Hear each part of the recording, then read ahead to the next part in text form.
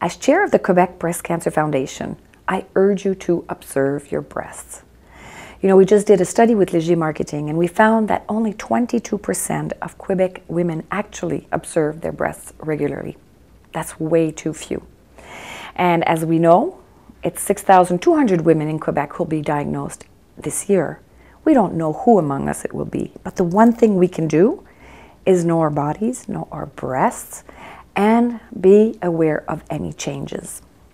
So I urge you, please, join Mitsou, join myself, join all the other women, and observe your breasts regularly. To help you, the foundation has created a website at breastobservation.org, where you'll find lots of important information to help you know how to observe your breasts. There's also a tool to help remind you to do it. So I urge you to go onto our website, sign up for the tool, and share this with all the women you love. If you love your breasts, raise your hand. If you love life, please observe your breasts.